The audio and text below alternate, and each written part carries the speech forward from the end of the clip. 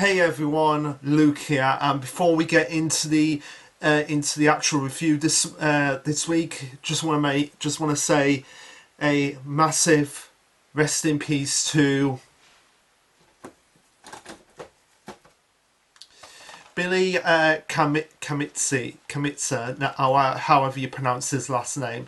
Now, for those of you who don't know, he was the voice of Naofumi in the first season of Rising of the Shield Hero. Yeah, it's always sad when voice actors die, particularly Billy, because yeah, he'd only been doing it since 2018, 2016, 2018. So he'd only been doing it for like 4-6 years, the voice acting gig. But he left behind a great legacy. He did Naofumi. He did Josuke in JoJo's Bizarre Adventure. I've not watched JoJo, but I know Josuke is one of the JoJos. So really fantastic on there. He was in Persona 5. He was also in Cells at Work, and he did a few others. I know I'm missing some, but yeah. So just massive respects to him, and massive congratulations to the voice actor who's continuing on doing Naofumi from season 2 onwards. Doing, in my opinion, he's doing a decent job. He's capturing obviously the spirit of Billy, of what he brought to Naofumi, but also giving his own take on it. That's what I've got to say there. And yeah, it's a shame because if Billy had still been going on and it got stopped Stone season 4 dubbing, I could have honestly seen him dubbing Dr. Sinu. Like, I could honestly see him being Sinu in Dr. Stone, but it wasn't meant to be. Quick question for you guys: who do you think he would have voiced if they did a dub for Mission Yozakura Family? That would be something I'd like to see. But for now, let's talk about the chapter.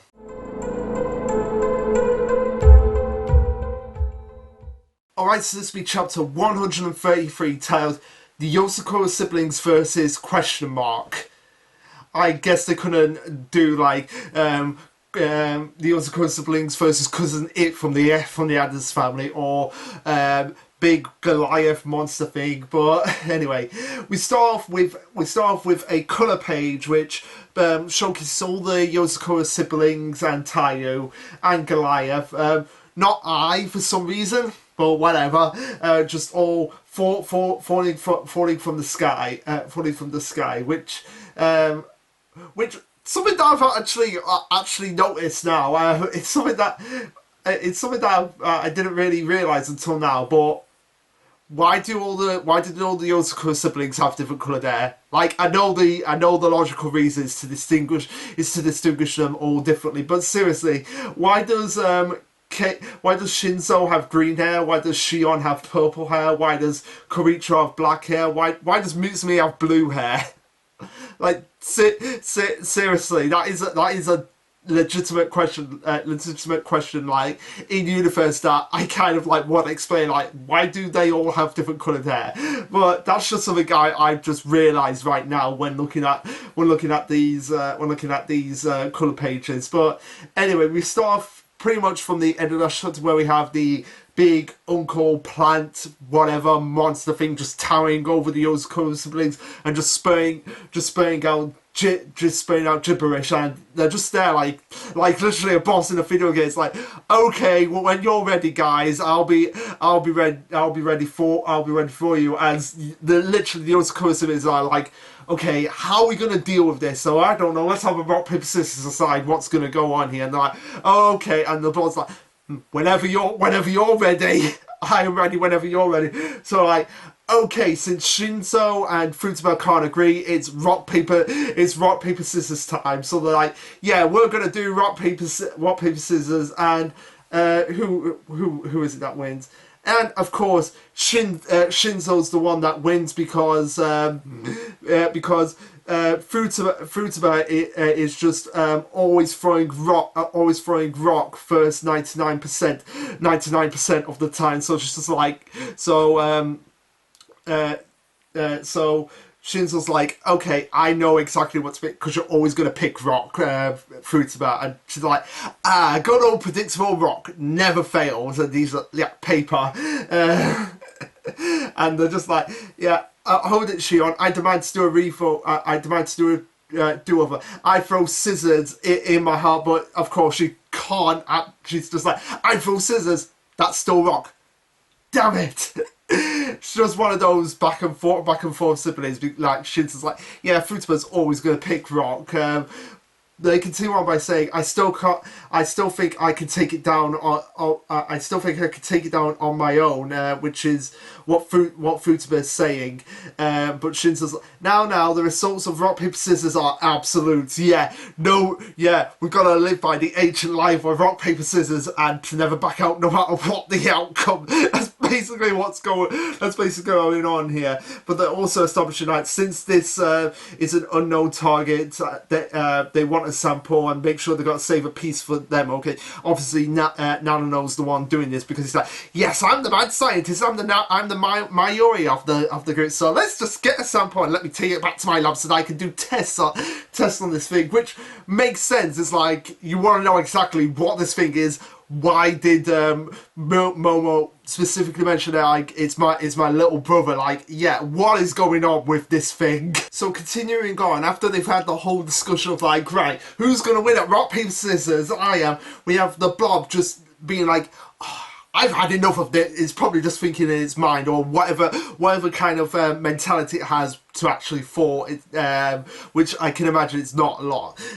It's just like, oh, I've had enough of this, so it morphs something, a tangent, into like this giant behemoth claw thing that's just gonna swoop down and just smush them on. So it's just like, but of course, Futaba being Futaba is just like, it got cranky because it was waiting for us. So it's just like, I've had enough of this. And Futaba's like, yeah, we already know you've had enough of this. So she uses her kinetic energy to don't know it. Oh no, I get what she's doing. So she's using it sort of like a shield. So she's just spinning round and round like that, and it's just going like. So it's just like let me just use my hand for example. So it's like Futaba's like this, just keeping it at a distance from them. That's kind of what is actually going on here. And she's like, okay, Shinzo, it's all yours now. So we see Shinzo. I'm just trying to think. Like, okay, there is kind of something that goes on here. Like, I can't really figure out what exactly.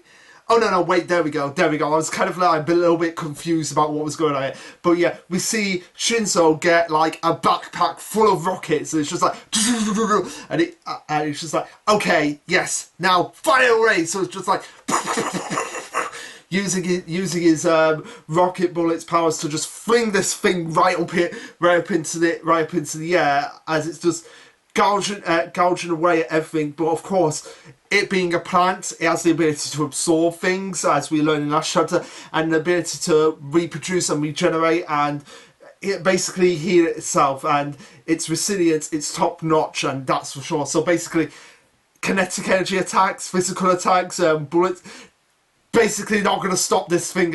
Not going to stop this thing at this point, as we see it just like plunge directly into the ground, and so we see it just like go into the ground and just surround them all and create a giant earthquake. So, my God, this thing is just brutally resilient, and it makes me wonder, like, if this is just like one of many other enemies to come, how much stronger the enemies now in future chapters are actually going to be. So yeah, after creating the ground quake around them and just getting like a lot of its tendrils just shooting up. Okay, yeah, so it creates the ground quake, and then it just has a bunch of its tentacles just shooting up at everyone as all around them. They're just like, okay, we've got to attack this thing before it attacks us, because we saw what happened in the last chapter to all those people who got drained completely, like Perfect Cell style, and just like all these things poking at us out of the ground, and there's no end to them. And if they don't finish this soon, they run the risk of their energy of their energies then optimal. So basically, like, yeah, using their powers against them essentially. Before we see one of the tantrums just stab at Nano, which is something that I pretty much predicted was going to happen. Although I expected Nano to activate his blooming, but of course, Nano being Nano probably was prepared for something like attacking him and attacking his body. And Shinzo's like, "Oh, are you okay?" And he's like, "Yeah, I'm fine. I can heal myself." It dissolved some cells and absorbed a bit of Nano's summoning. Basically, the source of their blooming, essentially. So summoning must be its energy source, which makes me question, like, can this thing use blooming? Because if memory serves me, let's have a look at the blooming, or blooming mission Yozakura. Let's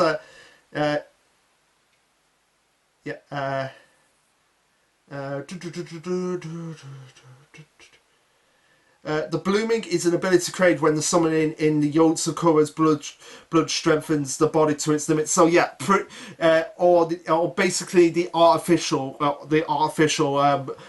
blooming that basically I has, and some others, possibly Rin has it. So yeah, it's probably the artificial blooming, but still, it might be able to activate blooming because it has the summoning inside its body, inside its body. So yeah, maybe we might be able to see it if it's not completely destroyed. Because in this chapter it looks like it might be completely destroyed, but as we know, plants can regenerate. So yeah. They continue on and say, I've seen both its size and energy, saw a huge jump when it hit Nano. I expect that's because we have more summoning than the average person, so it absorbs nutrients through its roots to grow, and it's pretty much like a real... Yeah, that's what I've been saying all this time. Your family is basically like a giant tree. Like a giant tree, but figuratively and literally. They go on to mention that, well, it's annoying, it's easy to plan against. Yeah, you just have to get some poison, some fire, or some ice, but no grass or water. That's just going to make it even worse. So we see it completely regenerate itself as they go on to say they've tracked a nexus of high summoning concentration moving around its body at high speed, and it must be the source of its growth and where it stores its energy. So basically, the core, the heart of its body, where the summoning is pumping around its body, for lack of a better word, and it can only be detected by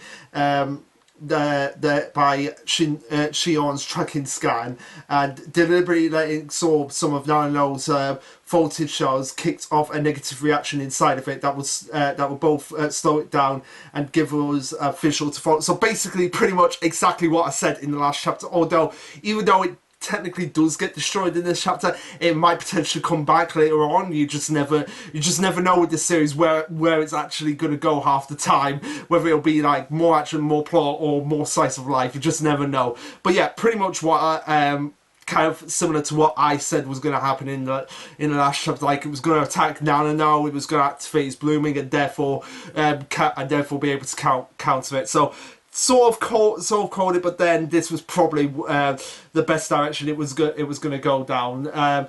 And they say that, yeah, all that's left is to destroy it. And they go, okay, now great, it can't regenerate. A plant that loses its root can only wither and die. And they say, like, okay, your turn, Fruitspa, finish it. I had to do the Mortal Kombat announcement. Finish it.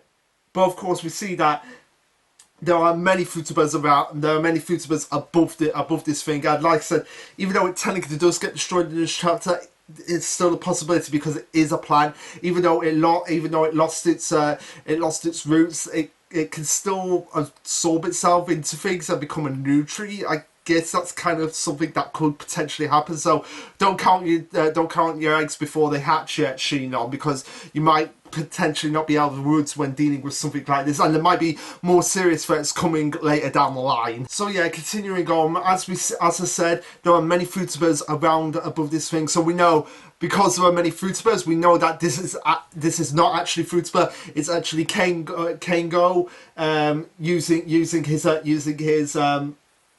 his cloning ability, as we see the fruitiber Kengo's just dive down into it, which is a nice callback to the chapter where Keigo and Fruitsbat actually bonded with each other. So nice little callback there, as we see this thing just trying to get at these clones. So like, okay, which one is the real one? I'm just gonna attack all of them. But Keigo's like, you missed me, and this is where we get Fruitsburg just touching it, and then it just obliterates into 1,000 pieces. But of course, this being a manga, I doubt it's going to be as simple as that. There's going to be something else going on here, especially when after they question like, oh, where are Tayo and Creature, and they say, oh, they're 5 kilometers southwest. They're still chasing that. And like, okay, we're on our way. Now I know you take these things, analyze it. The rest of you stay on standby. I'm gonna go and help them. This is basically Fruitiber guiding everyone. So like, now you take the samples. Everyone stay with Mutsumi. I'm gonna go and help those two. And Shinso is questioning like, it won't come back, meaning that he's pretty much on my level. Like, yeah, we've got to stay on our toes here, because we may never know what exactly could be the function around this thing fully, especially when Mutsumi's goes thinks back on what Momo said, like, meet my younger brother, and she's like, what did he mean by that? Yeah, there's something strange going on here. Like, is it possible again, like, is this not really Momo's little brother, but actually Ri's little brother? Or is it possible it's Subumi's brother? Subumi might have had a brother or something like that. Yeah, we just don't know, and we're gonna have to find out exactly. Momo's gonna have to do more explaining about what this whole situation actually is. So anyway, we cut over to Koricho and Tayo, who are still chasing down Momo as he's happily jogging away like a kid in a candy store, just being like, this is the life. I've got my wife's heart. I'm a psychotic father being chased by my son and my potential positive son-in-law. It's making me cry. The joys of nostalgia. Hi, when we used to play tag all together all the time, Koricho, basically being in that nostalgic mindset without realizing that, yeah, his kids have moved on without you, Momo. You're just a cuckoo for the past that can't seem to move on. And yeah, Gale Tag, if only Koricho had Emma, Ray, and Norman from the Promised Neverland, yeah, they'd be able to catch Momo in about 5 seconds. But I digress. He goes on and says, my precious oldest son and my promising son-in-law too. What bliss! I can't wait to show this to you, Ree. Which, again, gets me thinking that once Ree is revived, she'll take over as the primary antagonist of the series. Because I feel like that is gonna come into play, and she might get addicted to taking the Somian and want to take more of it, so that she can become an amorphous blob of Somian, which makes sense, which would make a lot of sense, and also give them a reason to actually have some central conflict. Like, do we destroy this thing because it's our mother? No, this is not our mother. This is just an abomination created by Dad. This is not the mother that we remember. That could be kind of a dynamic that they could go down, but I digress. Momo's continuing on with going like, oh, we'll go camping, bathing at hot springs, playing games, and eating at buffets together. You know what? I never thought I'd make this reference, but Mission Yozakura and Chainsaw Man crossover. And if you don't believe me, bear with me 1 second. Okay, so got Volume 11 yesterday. So yeah, I've got the whole of part 1 of Chainsaw Man. So let's go to the final battle between Makima and Chainsaw Man, not Denji. You guys won't understand that when you go if you go and read Chainsaw Man. But yeah, basically, so we have Makima ripping out the heart of Chainsaw Man. So just like how Momo has the heart of Ri, Makima has the heart of Chainsaw Man, and this is what she says: "I've beaten you twice, Chainsaw Man. You belong to me now. We'll be together forever." Basically, while she's surrounded by a pile of corpse. Pretty much that visual of Momo, where on the family, like, we'll be a happy family together on a pile of corpse, and Makima says, "Let's eat a lot together, sleep together, and have a happy life together." Pretty much similar to what Momo said there. So yeah, never thought I'd make the connection there, but yeah, Momo X Makima crossover with Chainsaw Man Heart and Ri Heart. Someone make that happen. So yeah, continuing on, let's wrap up this chapter because we're near the end. We have Kiricho picking up Tayo. It's like, okay, Tayo, we've got to. It's time to subdue our. It's time to subdue our target. So again, I like the fact that Kiricho, despite deep down having a disdain for Tayo, he's pretty much accepting of Tayo as part of the family, even though he's like, I want to kill you, Tayo, but you're all right in my eyes. So it's like, okay, I'm gonna trade. Like, okay, we've got to work together. You got to work together here because Mutsumi said this. So like, I've got a plan here, and you're gonna listen to it, and you're gonna do it regardless of your objection to it. So he says like, oh, he uses a mysterious technique to turn into flower petals that makes it easier for him to dodge almost any physical attack. But my thread infused with the flower extract you took from you that cut him, which basically means. Which basically means, Tao, you have the ability to actually reach him and not be affected by and actually nullify his flower technique. And we have Momo basically begin to activate his flower technique, trying to escape. And he's like, "Oh, what's wrong? Give it up already. If you don't want to play anymore, then I'll take my leave." Before we see Tayo obviously being wrapped by Kiricho's threads and being flung at Momo, which allows him to deck Momo in the face, Luffy St. Charles style. Pretty much like that. Yeah, pretty much obvious reference to when Luffy decked Charlos in the face right there. And yeah, this actually just boggles the mind of Momo. It's like, what just actually happened before Kiricho is able to pull Tayo back. So it's basically like, fling, punch, fling back, and Kiricho's like, yeah, that felt rather good. I guess Kiricho is a fan of One Piece.